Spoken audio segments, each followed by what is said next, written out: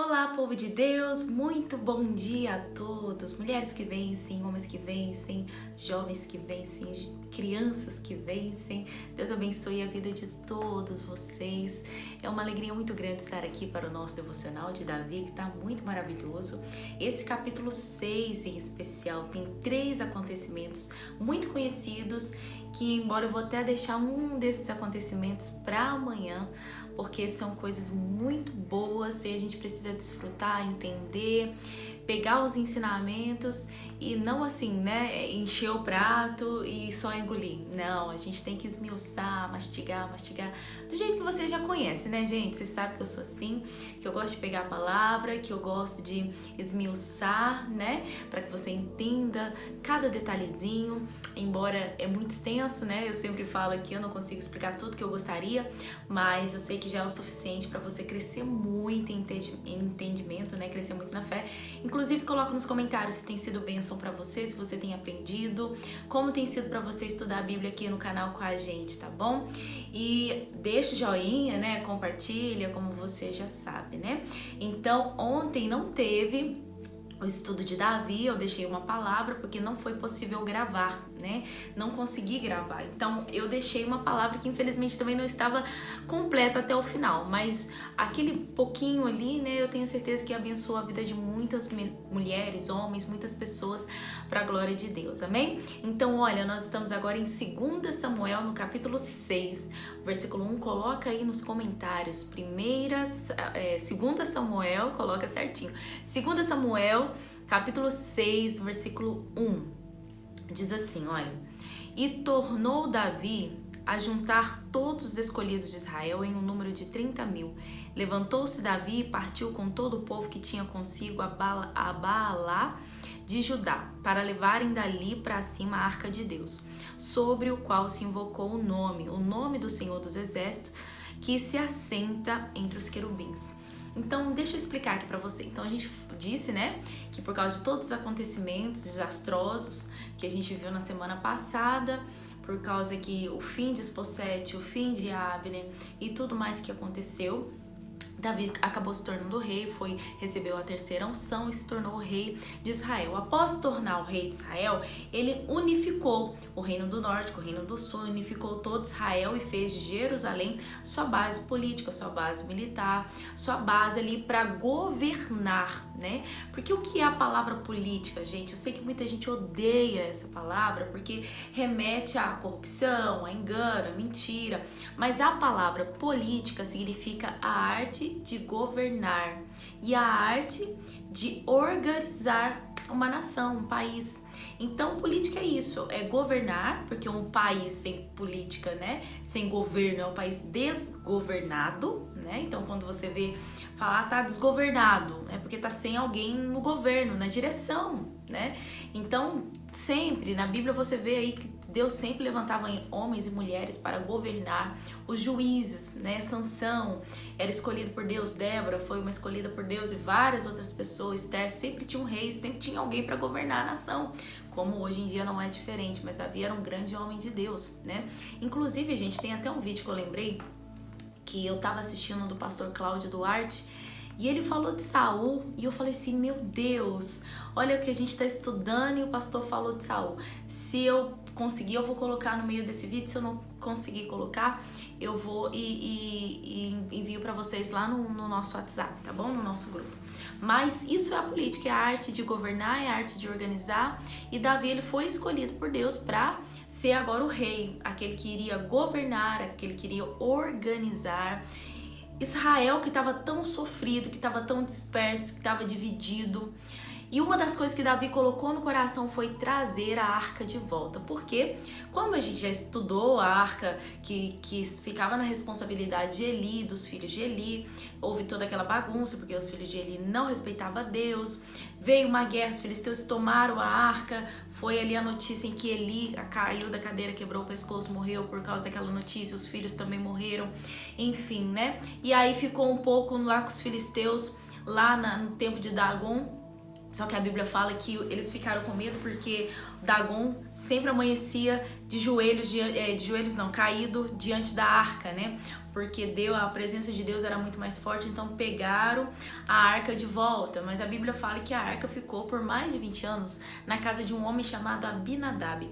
A palavra de Deus não fala muitos detalhes sobre a vida dele, mas ficou ali com ele. Davi colocou no coração de buscar a arca de volta, porque Saul usou a arca apenas uma vez, e a arca era o símbolo mais real, mais forte, mais poderoso da presença de Deus. Saul quis a arca uma vez só, quando tinha uma guerra, que a gente também já leu, e Saul pediu para colocar a arca na frente da batalha. Foi a única vez que ele quis usar a arca. De resto, ele fez o que dava na cabeça mesmo, e por isso foi derrotado, porque ele queria andar sem a presença de Deus mesmo. A gente já viu muito sobre isso.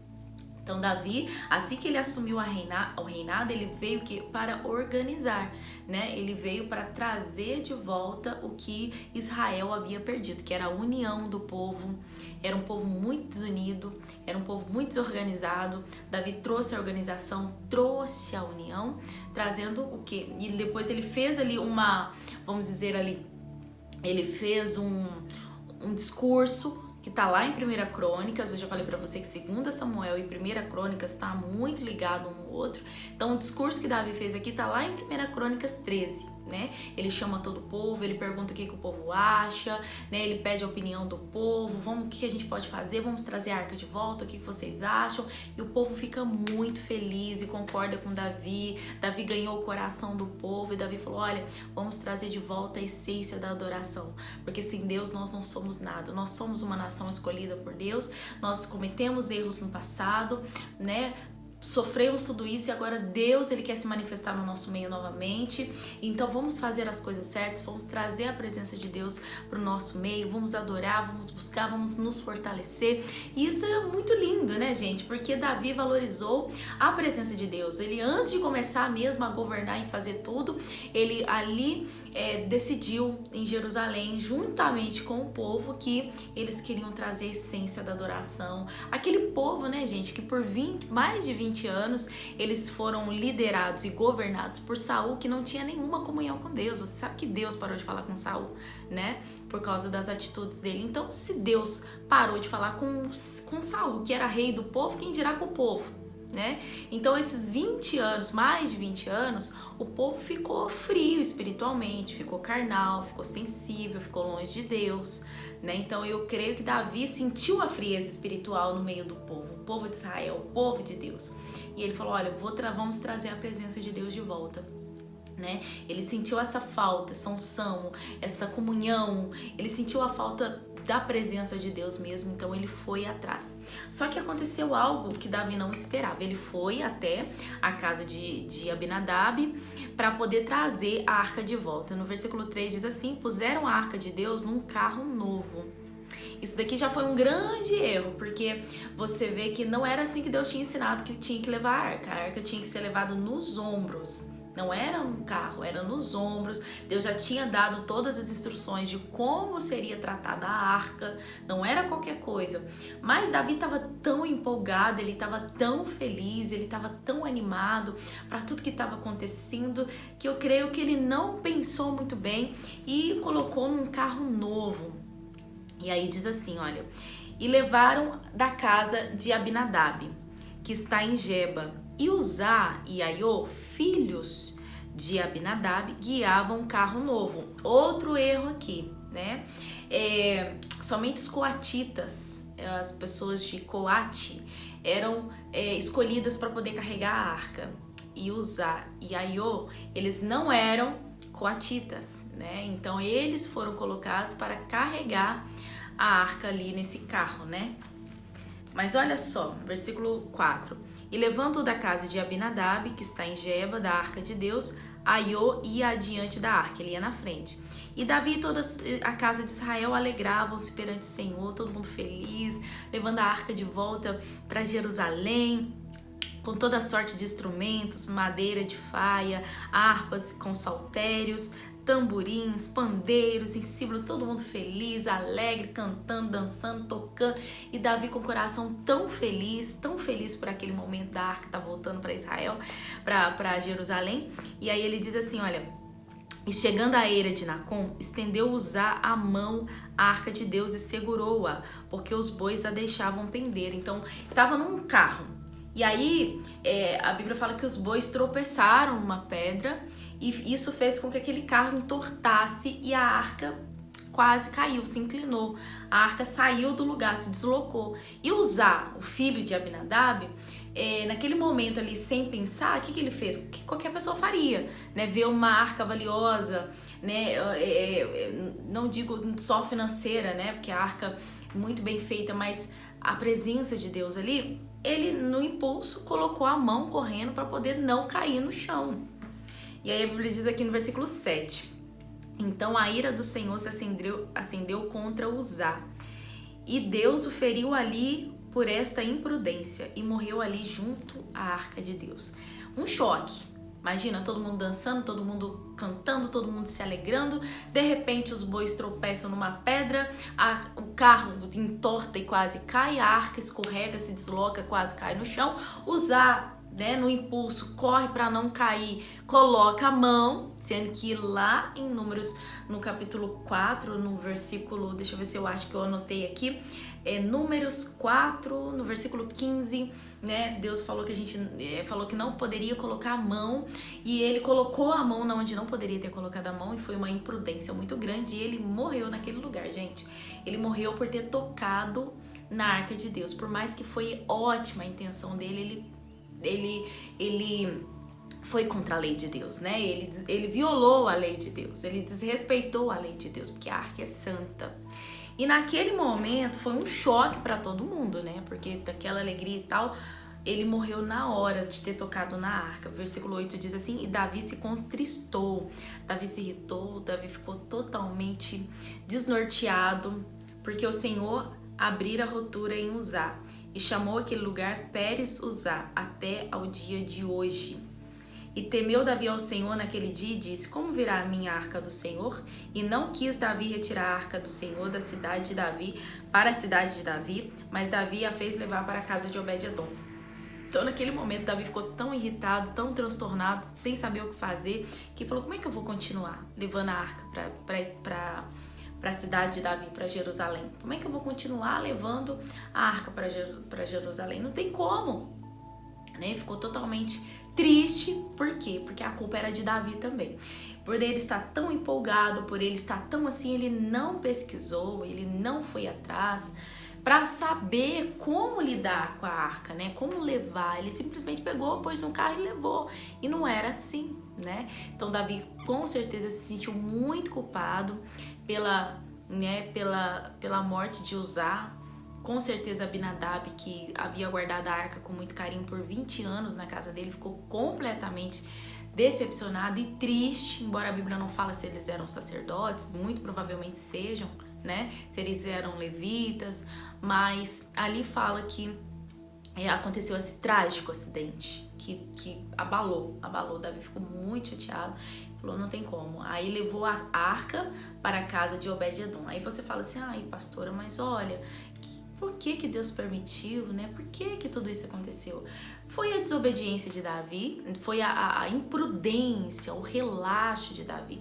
A gente precisa entender, gente, que os nossos relaxos, quando a gente não cumpre com os nossos compromissos, com as nossas responsabilidades, quando a gente leva a nossa vida de qualquer maneira, o nosso chamado de qualquer maneira, quando a gente leva as nossas responsabilidades dadas por Deus de qualquer maneira, né? Não somos só nós que sofremos, mas quem está à nossa volta também sofre.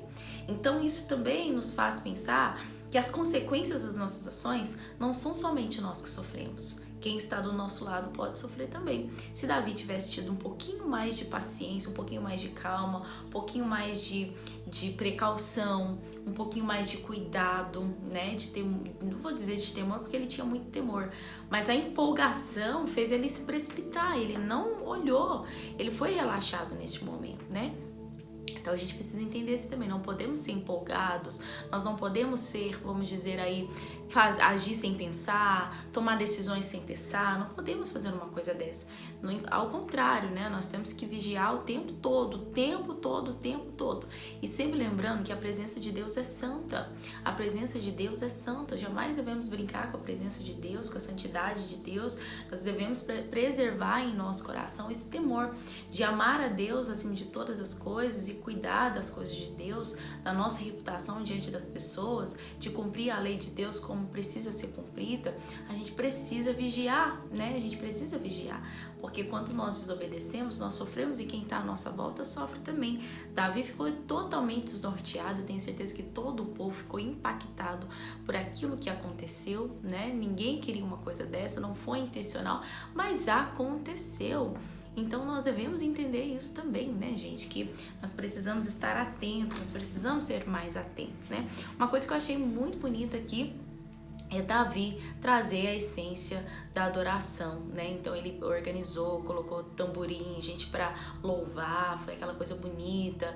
Nisso ele cuidou, nisso ele fez o louvor, ele fez a celebração com muito amor e carinho. Nisso ele cuidou. Ele só não vigiou de olhar como era que tinha que levar a arca, não é verdade? Então assim, a gente deve também valorizar a essência da adoração, trazer a adoração para dentro da nossa casa. Tem casas que se você entrar, você não sabe que aquilo ali é uma casa cristã. Por quê?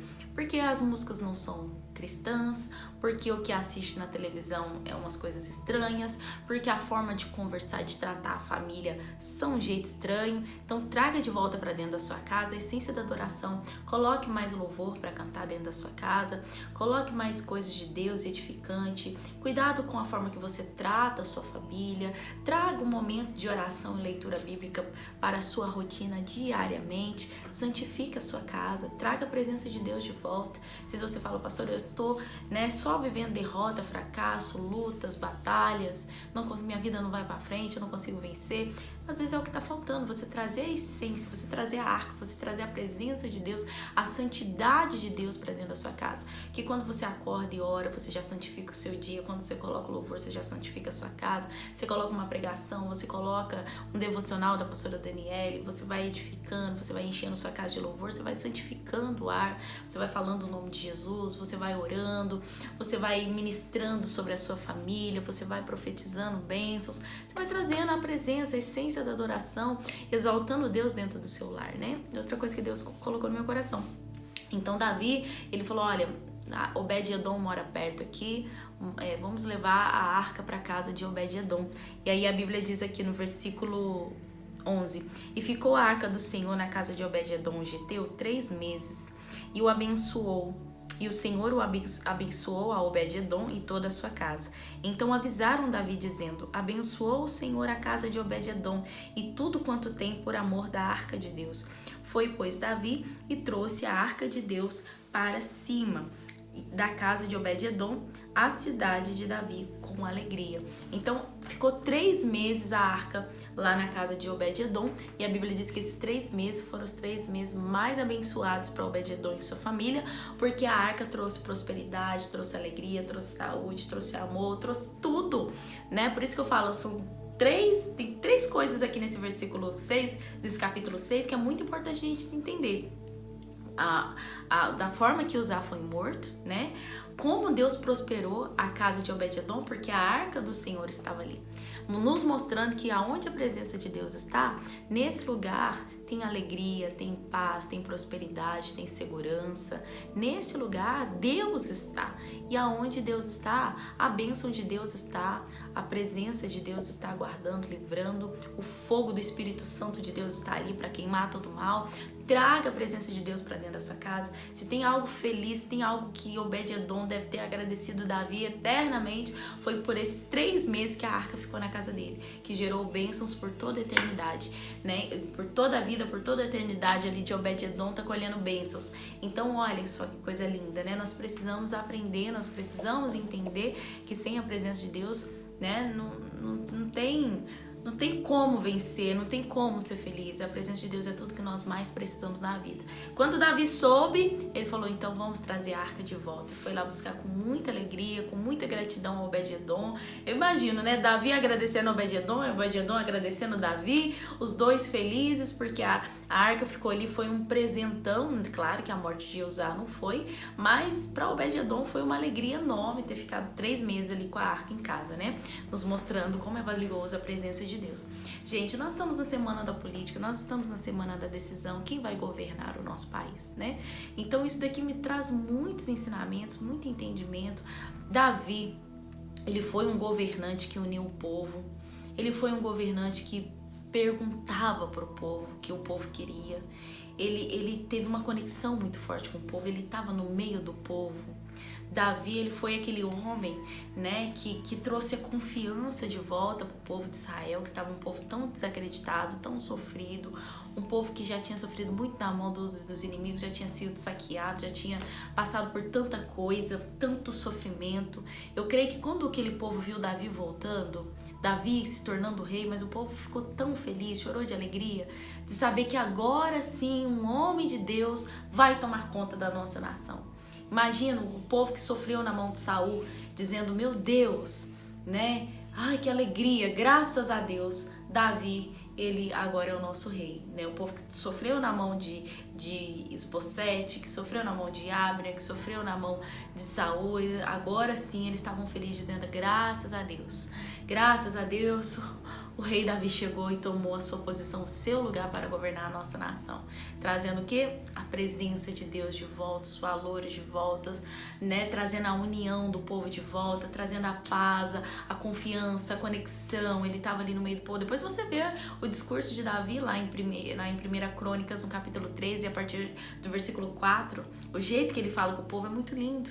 Então vamos escolher bem quem vai governar a nossa nação. Não fica triste com a pastora Daniele quando eu tô falando de algo simples, gente. É algo do nosso dia a dia, algo que a gente vive, é algo que não tem como fugir.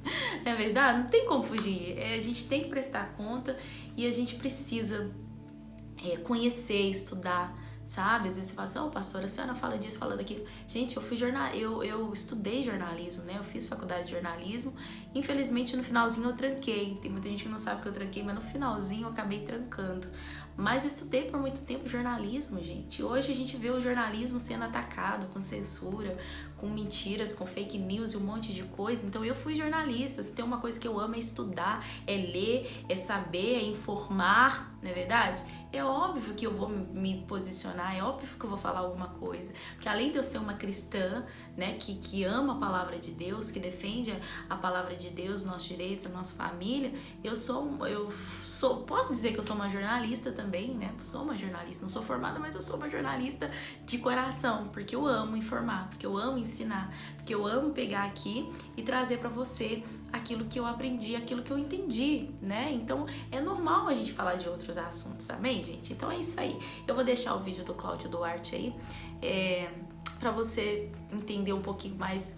Nossa, quando ele falou de Saul, eu achei muito interessante. Vamos orar? Pai, muito obrigado por esse estudo, muito obrigado, Pai. Eu só tenho que te agradecer. Eu coloco tudo nas suas mãos que está acontecendo essa semana, que seja feita a tua vontade, que prevaleça a vontade do Senhor.